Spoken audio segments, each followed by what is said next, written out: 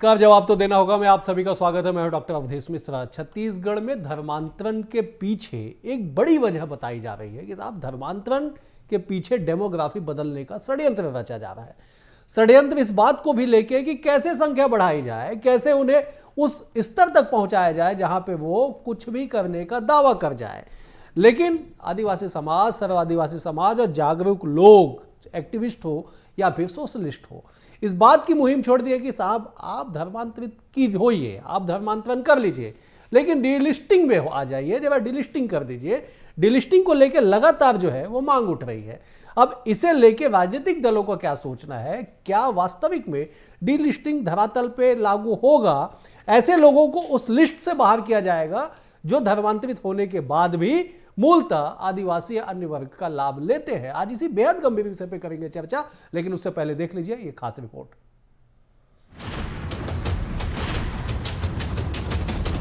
दूसरे धर्म में गए हैं तो आपको स्वतः जो आरक्षण लेना चाहते हो छोड़ देना चाहिए।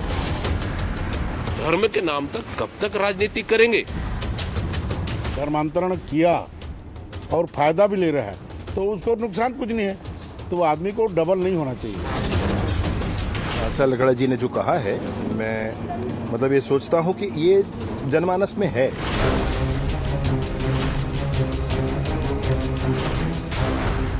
छत्तीसगढ़ में आदिवासियों की पीड़ा आखिर क्या? छत्तीसगढ़ की संस्कृति और परंपरा कहां खतरे में? किस बात को लेकर आदिवासी नेता मांग रहे मदद? क्यों फिर एक बार डीलिस्टिंग को लेकर चर्चाएं हुई तेज? पिछले कई दिनों से छत्तीसगढ़ में धर्मांतरण की चिंगारी सुलग रही है। कहीं अंतिम संस्कार के नाम पर टकराव, तो कहीं गांव-गांव आरोपों की आग। इसी बीच राष्ट्रीय अनुसूचित जनजाति आयोग की सदस्य डॉक्टर आशा लकड़ा ने बयान देकर मानो राजनीतिक तापमान को उबाल पर पहुंचा दिया। डॉक्टर लकड़ा के बयान पर भावार्थ यह निकला कि धर्म बदला है तो आरक्षण भी बदलो। दोनों थालियों में पैर नहीं रखे जा सकते। अगर धर्मांतरण किया है और फिर भी आरक्षण की लाइन में खड़े हैं तो पहले आईना देखिए, फिर फैसला कीजिए। देखिए, भारतीय संविधान का अनुच्छेद 341 और 42 को पढ़ेंगे तो आपके लिए सब प्रावधान निहित है। हाँ, इतना कह सकते हैं कि अगर आप धर्मांतरण हुए हैं, अपने धर्म में छोड़ करके दूसरे धर्म में गए हैं, तो आपको स्वतः जो आरक्षण लेना चाहते हो छोड़ देना चाहिए। कुल मिलाकर डॉक्टर आशा लकड़ा ने डीलिस्टिंग की मांग की है और इस बयान के सामने आते ही छत्तीसगढ़ की सियासत में हलचल तेज हो गई है। डिप्टी सीएम विजय शर्मा ने भी डीलिस्टिंग को लेकर चिंता जताई है। वहीं कांग्रेस प्रदेश अध्यक्ष दीपक बैज ने सरकार पर सीधा सवाल खड़ा किया। बैज ने कहा कि केंद्र और राज्य दोनों जगह बीजेपी की सरकार है, धर्म के नाम पर आखिर कब तक राजनीति करेंगे? आशा लकड़ा जी ने जो कहा है, मैं मतलब ये सोचता हूँ कि ये जनमानस में है। ये अनुसूचित जनजाति समुदाय के मन में ऐसा है। संविधान के विशेष प्रावधान के अनुरूप जनजाति समुदाय जो है वो अपनी परंपराओं के लिए जाने जाते हैं, और उन परंपराओं को यदि कोई छोड़ता है तो फिर क्या स्थिति होती है, उस पर चिंता का विषय है। 11 साल वहां सरकार बैठी है, 15 साल यहाँ सरकार चलाए, 2 साल से ऊपर सरकार यहाँ हो गई। रोड ड्राफ्टिंग तैयार हो गया, वो तो 2 साल से बोल रहे हैं, रोज विधानसभा सत्र में ला रहे हैं। तो सिर्फ धर्म के नाम तक कब तक राजनीति करेंगे? साफ है कि धर्मांतरण का मुद्दा अब जमीन से उठकर सत्ता की सीढ़ियों तक पहुंच चुका है। डीलिस्टिंग की बात कर रहे बीजेपी आरक्षण की चौखट पर सख्त लकीर खींच रही है। वहीं कांग्रेस इसे धर्म के नाम पर सत्ता की सियासत बता रही है। एक तरफ सरकार कड़ा संदेश देने की मुद्रा में है तो दूसरी तरफ विपक्ष सवालों की बौछार कर रहा है। मतलब साफ है, छत्तीसगढ़ की राजनीति में धर्म, आरक्षण और आदिवासी पहचान का संगम अब खुलकर टकराव में बदल चुका है और यह सियासी संग्राम फिलहाल थमता नहीं दिख रहा। Bureau report, BSTV, Chhattisgarh. इस रिपोर्ट को देख के आप समझ गए होंगे कि आखिरकार क्यों डीलिस्टिंग को लेके इतना विवाद और इतनी मांग उठ रही है। चलिए सीधे पैनल के पास चलेंगे। एक बेहद विद्वान वरिष्ठ पैनल हमारे साथ मौजूद है। मेहमानों का परिचय आपसे करा देता हूं। बीजेपी की ओर से निशिकांत पांडे जी हैं, वरिष्ठ नेता है, प्रवक्ता। निशिकांत जी, बहुत स्वागत है आपका। कांग्रेस की ओर से सत्यप्रकाश सिंह जी हैं, वरिष्ठ नेता है, प्रवक्ता। सत्यप्रकाश जी, आपका भी स्वागत है। द नैरेटिव के संपादक शुभम उपाध्याय भी हमारे साथ है। शुभम, आपका भी बहुत बहुत स्वागत है। गोरखनाथ बघेल जी हमारे साथ है, आप जनजाति सुरक्षा मंच के बड़े सक्रिय सदस्य हैं। गोरखनाथ जी, आपका भी बहुत बहुत स्वागत है। गोरखनाथ जी, मैं चर्चा की शुरुआत आपसे करता हूँ। डीलिस्टिंग कब धरातल पे लागू होगा? सीधा सवाल, सीधा जवाब दीजिए। आज के समय में आदिवासियों के हित के लिए डीलिस्टिंग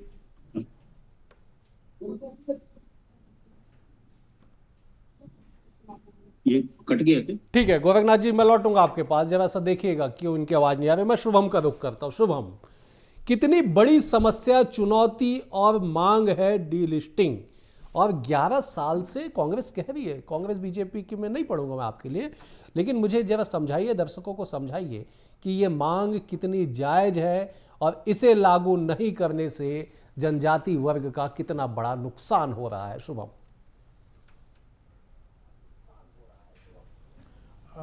धन्यवाद अवधेश जी। सबसे पहली बात मैं बताना चाहूँगा कि डीलिस्टिंग जो है ये है क्या। तो डीलिस्टिंग का जो मूल आशय है वो ये है कि जो एसटी कैटेगरी है उसमें से जो IOR यानी इंडियन ओरिजिन रिलीजन, उसमें से बाहर जो लोग कन्वर्ट हुए हैं उनको एसटी सूची से बाहर करना, डीलिस्ट करना, ये है डीलिस्टिंग। तो इसका मूल जो है वो निकल कर आता है आर्टिकल 341 और 342 से। बाबा साहब अंबेडकर ने जब संविधान की पूरी ड्राफ्टिंग चल रही थी, उस पर चर्चा हो रही थी, वाद विवाद हो रहे थे, तो उन्होंने अनुसूचित जाति समाज के लिए एक प्रावधान रखा आर्टिकल 341 में, जिसमें कहा गया कि IOR यानी भारतीय जो मूल के जो धर्म है, हिंदू, सिख और बौद्ध, इससे बाहर यदि कोई कन्वर्ट होता है तो उसका SC कैटेगरी का स्टेटस नहीं होगा। ये आर्टिकल 341 में शेड्यूल कास्ट के लिए प्रावधान है। लेकिन यही प्रावधान शेड्यूल ट्राइब के लिए शामिल नहीं किया गया आर्टिकल 342 में। तो जनजाति समाज ये मांग कर रहा है कि वही प्रावधान जो शेड्यूल कास्ट के लिए बाबा साहब अम्बेडकर ने संविधान में रखा, वही प्रावधान 342 में शामिल किया जाना चाहिए।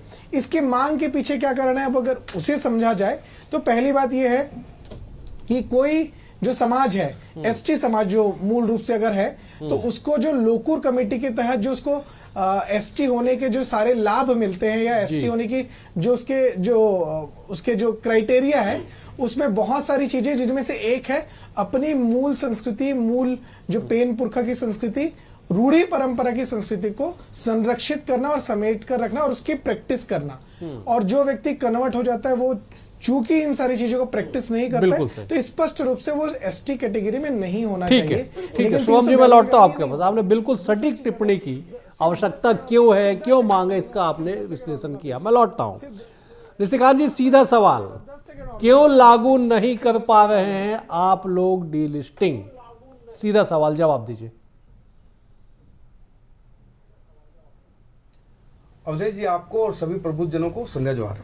बिल्कुल जनमानस की आशा आकांक्षाओं के अनुरूप काम करना सरकारों का कर्तव्य है और उस दिशा में हम आगे बढ़ रहे हैं। लेकिन जो डीलिस्टिंग की बात हम कर रहे हैं लगातार, देखिए जो बातें आ रही है वास्तव में ये विषय क्या है, सिर्फ भारत की संस्कृति को नष्ट करने की दिशा में जो ये कुठाराघात है उसकी तरफ हम लगातार प्रयास करें। लेकिन अवधेश जी, एक विषय और आता है, जिस प्रकार से युग बदल रहा है उसी तरह से प्रारूप भी बदला है। अब धर्मांतरण की जगह पे मतांतरण हो रहा है।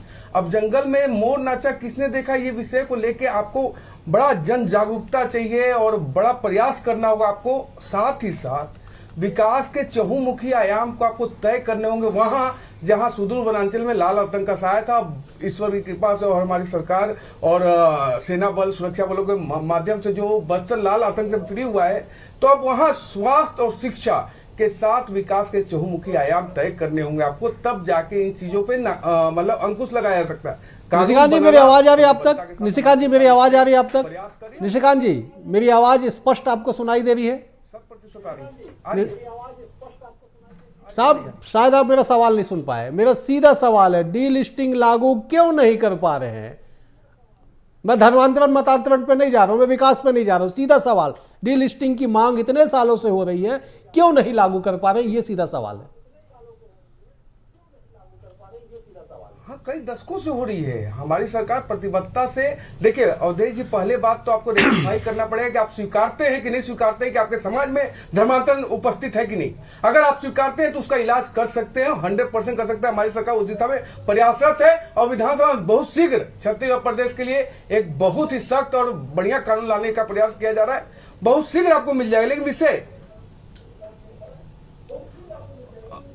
बहुत जल्दी ही आपको मिलेगा, लेकिन 10 सेकंड और आपका लूंगा। देखिए जिस प्रकार से ये विषय को टालने का बहुत सारी पार्टियां ऐसी हैं जो इसको स्वीकारती ही नहीं है, बोलते हैं कि आप हमको ला के सबूत दीजिए कहां धर्मांतरण हो रहा है, जबकि प्रदेश में कई जगह आगजनी घटना हो गई अंतिम यात्रा में। ठीक है निशिकांत जी, मैं लौट रहा हूं आपके पास। ठीक है, मैं लौट रहा हूं।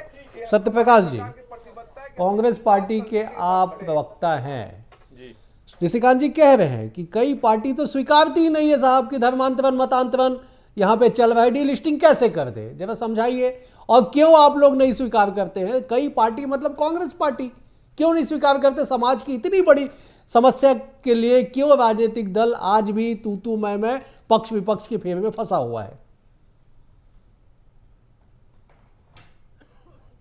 अवधेश जी देखिए, अब इन्होंने किसको बोला मालूम नहीं, मगर मैं अगर आपको थोड़ा सा अगर इतिहास में ले जाऊं तो हम लोग तो आज़ादी से पहले की अगर मैं बात करूं, गांधी जी 1925 हो 1921 हो तब उन्होंने पत्र लिखे, मिशनरीज को लिखे, रेवरेंड जोन्स जो एक ब्रिटिश अधिकारी था उसको पत्र लिखे धर्मांतरण के खिलाफ। तो ये हम तो उस समय भी इसके खिलाफ थे धर्मांतरण के। उस समय की बात करूं 1936 में रायगढ़ रियासत में जो सबसे पहला धर्मांतरण कानून बना रायगढ़ रियासत में, राजा चक्रधर सिंह ने बनाया, उसको भी हमारी पार्टी के जो वरिष्ठ नेता थे महात्मा गांधी, नेहरू जी, तमाम लोगों ने समर्थन किया। उसके बाद पटना रियासत हो, उदयपुर रियासत हो, तमाम जगह बने। स्वतंत्रता के बाद भी उड़ीसा हो, एमपी हो, हिमाचल हो, वहां पे हमने ही कानून बनाया। देखिए, और उसके बाद भी मैं बताऊं, अगर 1954 हो, 1960 हो, 1980 के आसपास के, तो तब भी हमने केंद्र में कानून बनाने की कोशिश की मगर पारित नहीं हो पाए। तो हम तो शुरू से इसके आजादी से पहले हो आजादी के बाद में हो हम इसके खिलाफ रहे। मगर मुद्दा आज डीलिस्टिंग का है तो मैं उस पर बात करना चाहूंगा। देखिए, जिस तरह से अभी उपाध्याय ने सही बात बोली, अनुच्छेद 341 SC शेड्यूल कास्ट को जो मिलता है लाभ कि अगर कोई परिवर्तित होता है तुरंत उसको लाभ मिलना बंद हो जाता है। बिल्कुल। तो वो अनुच्छेद 342 में क्यों नहीं है? मुद्दा ये है, अंबेडकर जी ने दिया मगर आज सरकार किसकी है? 60 दिन में जो लोग बोलते थे कानून लेके आएंगे, ब्लूप्रिंट तैयार चुनाव के दौरान, तो 60 दिन क्या इनके कार्यालय के कैलेंडर में हुआ नहीं है, या सीएमओ के कार्यालय में वो 60 दिन हुआ नहीं है। तो मुद्दा यही है कि आप विपक्ष में तो आपने हो हल्ला किया, सुप्रीम कोर्ट ने आपको फटकार लगाई कि कानून बनाइए, मगर आपने, मेरे को तो चर्चा ऐसी मिली है कि 2015 में विधि विभाग ने, सरकार के विधि विभाग ने मना कर दिया साफ तौर से सरकार को कि केंद्र कानून नहीं बना सकता। तो इसकी भी स्थिति स्पष्ट करनी चाहिए केंद्र को। ठीक है, क्या ये सही है? ठीक है सत्यप्रकाश जी, मैं लौटता हूं। गोरखनाथ जी तक मेरी आवाज जा रही होगी। गोरखनाथ जी, ठीक है सत्यप्रकाश जी, मैं लौट रहा हूं आपके पास। गोरखनाथ जी, मेरी आवाज आप तक जा रही होगी।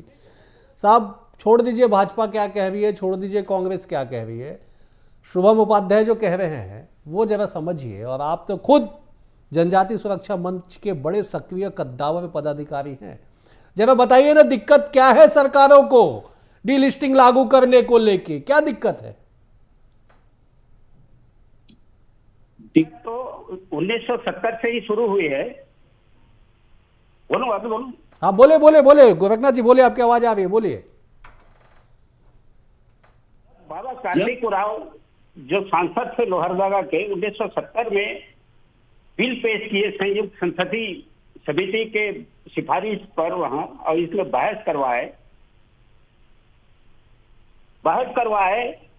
कि जो प्रावधान 341 में है संविधान के, वही प्रावधान 342 में भी लागू हो। इस पर सभी सांसद तैयार थे। 348 सांसदों का हस्ताक्षर युक्त पत्र माननीय तत्कालीन प्रधानमंत्री को सौंपे। तो ये कह के टाल दिया गया उसको बहस कराने के लिए कि इसी सत्र में अंतिम में बहस किया जाएगा। बिल्कुल। लेकिन अंतिम तारीख पहुंचा नहीं, उससे पहले लोकसभा बंद कर दिया गया। तब से ये बात ठंडे बस्ते में पड़े रहा। जो अभी हम जनजातीय सुरक्षा मंच के माध्यम से डीलिस्टिंग के मुद्दा उठा रहे हैं और यही मांग कर रहे हैं कि जो व्यक्ति मतांतरित हुए हैं, अपने रीति रिवाज परंपरा को नहीं मान रहे हैं, उनको जनजाति की सूची से पृथक किया जाए, यही मांग है।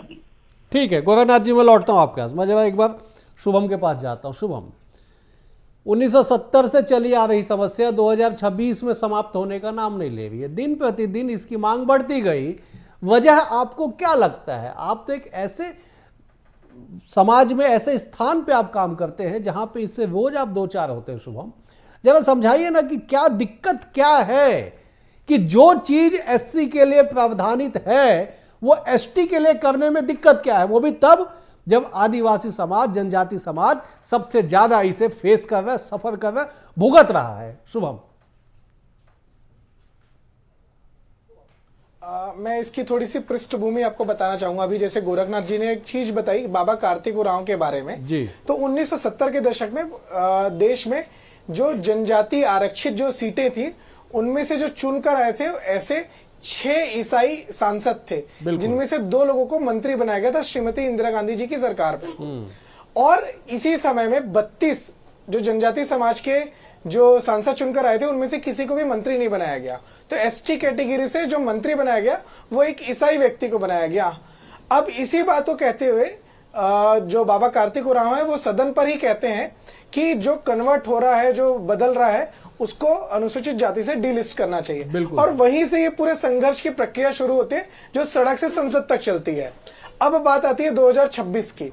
तो बात यह है कि जिस तरह 1970 के दशक में बाबा कार्तिक उरांव ने संघर्ष किया, लेकिन उसी समय 50 सांसद ईसाइयों के पक्ष में खड़े होकर आ गए थे कि ये कानून नहीं बदलना चाहिए। कुछ ऐसे समूह आज भी मौजूद है समाज में, संसद में और सड़क में।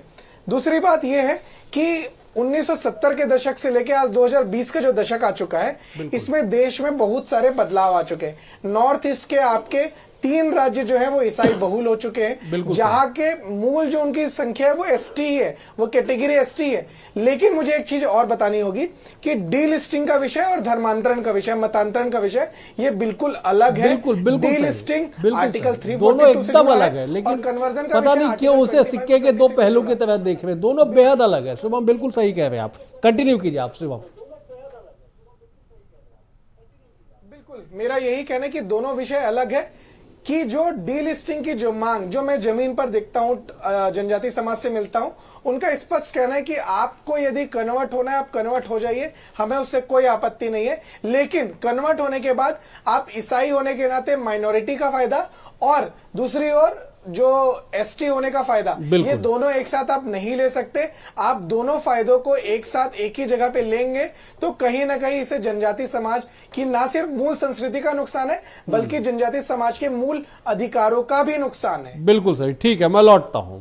मैं जब निशिकांत जी के पास जाता हूं। निशिकांत जी, 70 के दशक से चली आ रही समस्या साहब 55-56 साल हो गए इस बात को। 55-56 सालों में इतिहास नहीं बदला। आपने उस वक्त जितने भी आपने प्रयास किए हो, आप कह रहे हैं कि हम प्रतिबद्ध हैं, कटिबद्ध हैं और ना जाने क्या क्या प्रयास किए जा रहे, सब धरातल पे नहीं बदल रही तस्वीरें। वो भी छत्तीसगढ़ के लिए जो आदिवासी बाहुल्य राज्य है, ऐसे राज्य में अगर इस समस्या को लेकर रोज 2-4 मांग होगी, रोज 2-4 वर्ग संघर्ष देखने को मिलेंगे, कैसे काम चलेगा? निशिकांत जी, पहली लाइन में मैंने कहा था जनता के आशा आकांक्षा के अनुरूप काम करना हमारा कर्तव्य है और हम कर रहे हैं। उस दिशा में बहुत तेजी से आगे बढ़ रहे हैं। लेकिन जिस प्रकार से सत्यप्रकाश जी करे थे उनको जवाब मिला। जब संविधान में अपने लाभ के लिए उनके प्रेमबल में संशोधन कर दिया जाता है, लेकिन भारत की संस्कृति की रक्षा के लिए कभी संशोधन नहीं किया जाता। कारण क्या था? वोट बैंक की राजनीति महत्वपूर्ण विषय है। देखिए जिस प्रकार से हमारे उपाध्याय जी कह रहे थे, सिर्फ नॉर्थ ईस्ट के 3 राज्य नहीं, कई राज्य ऐसे हैं जिसके डेमोग्राफी चेंज पूरे कंप्लीटली हो गए। उस दिशा में कभी कोई चिंता ही नहीं करता। हमारी सरकार है जो भारत की संस्कृति के लिए काम कर रही है। लेकिन जो आप कानून की बात कर रहे हो अवधेश जी, एक चीज बताइए, सीए कानून आया ना, किसने विरोध किया? एसआईआर चल रहा है ना, किसने विरोध किया? एनआरसी का विरोध कौन करता है? और वो आपके समक्ष है। बांग्लादेश में हिंदुओं की हत्या होती है तो यही बिलबिलाते हैं, और जब सीए का कानून आता है तो बोलते हैं कि मुस्लिमों का वो चला जाएगा, अधिकार चला जाएगा। ऐसा नहीं है। पर देश के हित में अगर आप सोचते हैं, उसके लिए काम करते हैं, तो यही कांग्रेस पार्टी पीछे से बैकफायर किसको देती है? ये मिशनरी समाज को। आप एक चीज बताइए, जब सुकमा गैस पे चिट्ठी लिख रहा था अवधेश जी, मैं और आप डिबेट किए हुए, क्या कारण था कि प्रदेश की सरकार 1% का इनिशिएटिव नहीं लेती है उन मिशनरियों के खिलाफ, बल्कि भारतीय जनता पार्टी के कार्यकर्ताओं को 4-4 महीने जेल में डालती है? ये तो समझ वहां पे। ठीक है निशिकांत जी, ठीक है निशिकांत जी, ठीक है निशिकांत जी, ठीक है मुझे निशिकांत जी, ठीक है निशिकांत जी, ठीक है, आपकी बातें आ गई। एक सवाल का जवाब मैं 20 सेकंड दूंगा, एक सवाल का जवाब दीजिए साहब। छोड़ दीजिए 70 से लेके 2000 तक क्या हुआ? छत्तीसगढ़ राज्य गठन 2000 में हुआ, 2000 से लेके 2003 तक कांग्रेस। 25 साल के इतिहास की बात कर ली जाए साहब, 17 साल बीजेपी की सरकार और 8 साल कांग्रेस की सरकार। डी लिस्टिंग को लेके आपने क्या किया? मैं यही सवाल सत्यप्रकाश से लूंगा। आपने क्या किया ये बताइए ना। धर्मांतरण और डीलिस्टिंग अलग अलग है, आप दोनों को मर्ज मत कीजिए। आप डीलिस्टिंग को लेकर आपने क्या पहल की ये जरा दर्शकों को समझा दीजिए। से अवधेश जी, आप दोनों को अलग अलग बोल रहे हैं भी वास्तव में अलग अलग, लेकिन दोनों उससे जुड़ा हुआ विषय है। डीलिस्टिंग को अगर आप धर्मांतरण और मतांतरण से नहीं जोड़ेंगे, 342 की बात कर रहे हैं, एसटी को क्यों डालने की बात कर रहे हैं? क्योंकि इसीलिए कि मतांतरण हो रहा है, उनके अधिकार को भी वो यूज कर रहे हैं और आरक्षण का लाभ भी ले रहे हैं। ठीक है निशिकांत जी, ठीक है, समस्या पे सबका ध्यान है, समाधान पे चर्चा नहीं। मैं लौटूंगा आपके बाद, मैं जैसे सत्यप्रकाश जी का रुख कर रहा हूं। ठीक है निशिकांत जी, ठीक है, मैं सत्यप्रकाश जी वही सवाल है मेरा साहब। 8 साल रही ना आपकी सरकार छत्तीसगढ़ में, 2000 से लेकर 2003 तक, 18 से लेकर 23 तक। इस डीलिस्टिंग के खिलाफ छत्तीसगढ़ आदिवासी बाहुल्य राज्य है, कांग्रेस पार्टी ने क्या किया जरा दर्शकों को बता दीजिए। देखिए अवधेश जी, मैं आपके सवालों का जवाब दूंगा, बहुत गंभीर सवाल है आपका और इसका जवाब मैं जरूर दूंगा। मगर देखिए मैं एक दो चीज पहले निशिकांत पांडे जी का देना चाहूंगा। एक सीए पे इन्होंने बात की। देखिए सीए का सबसे पहले लागू कहां होगा? आसाम में। 19 लाख वहां पे गैर प्रवासी मिले। कितने बाहर किए पूछिए इनसे, क्यों नहीं किए? क्योंकि उसमें 12 लाख हिंदू है, एक भी बाहर नहीं किए। आप दोनों मत डाइवर्ट मत करिए टॉपिक को, मेरा निवेदन है। अवधेश जी, मैं आपको जवाब दे रहा हूं जी, पिन पॉइंटेड जवाब साहब, समय का अभाव, पिन पॉइंटेड जवाब, उसको जवाब देना जरूरी है। जी बिल्कुल। नहीं, मैं सिर्फ 2 लाइन में जवाब दूंगा, मात्र 2 लाइन, उससे ज्यादा नहीं बोलूंगा। दूसरा, सबसे ज्यादा चर्च कब बने, ये हम 12वां सवाल करते हैं। एशिया का दूसरा सबसे बड़ा चर्च कहां बना हुआ है, कब बना, ये बताइए, क्यों बना है? अब सुन तो लीजिए यार, सब सुन तो लीजिए। क्यों आपके कौन वहां पे सांसद कितने था? अब एक और मैं बोलना चाहूँ, एक चीज और बताना चाहता हूँ, 1 मिनट और बताया चाहता हूँ। सुन तो लीजिए, आप सुन तो लीजिए। सबसे महत्वपूर्ण चीज मैं बताना चाह रहा हूँ कि जब हमने गांधी जी मिशनरियों को पत्र जब लिखा, तब एक भी आरएसएस का लोग वहां पे नहीं गए विरोध करने के लिए। क्यों नहीं गए ये बताइए ना आप। ये ठीक है सत्यप्रकाश जी, अब आइए ना, जब 8 साल के इतिहास पे आइए ना, आप बार 1925 और 1921 में चले जाते हैं। थोड़ा सा आइए ना, 2000 से लेकर 2003 तक और 18 से 23 तक आपने क्या किया, इस पे आइए ना थोड़ा सा। मैं उसी पे जवाब आ रहा हूं जी, मैं उसी पे जवाब दे रहा हूं, देखिए महत्वपूर्ण चीज क्या है, केंद्र सरकार क्या करती है? यह केंद्र सरकार ही लिस्टिंग करती है ना कि कौन सी जाति को किस वर्ग में डाला जाएगा, किसको लाभ मिलेगा। तो डी लिस्टिंग भी कौन करेगा, उसको वेरीफाई कौन करेगा, फिल्टर्ड कौन करेगा? ये केंद्र सरकार का। तो 4 से 14 तक क्या किया आपने, वो बता दीजिए जरा दर्शकों को। सत्यप्रकाश जी, 2004 से 14 तक आपने क्या किया वही बता दीजिए कम से कम। 1936, 1954, 1980 तमाम चीजें हमने कानून बनाया। 1968 हो गया, 1967 हो गया, हमने कानून बनाया। इसीलिए हमने कानून बनाया करते रहे। ठीक है आप मैं ठीक है, ये दरअसल ठीक है सत्यप्रकाश जी, ठीक है, समय का अभाव है, मुझे समाप्त करना होगा। निशिकांत जी, मुझे समाप्त करना होगा, मैं माफी के साथ समाप्त करूंगा, चारों मेहमानों का शुक्रिया करते हुए कि साहब ये 55 साल की समस्या है, 5 मिनट में राजनीतिक इच्छा शक्ति के बगैर समाप्त नहीं हो सकते। आप चारों मेहमानों का बेहद शुक्रिया। कल एक और विषय के साथ होगी मुलाकात, बने हुए BHTV के साथ। नमस्कार।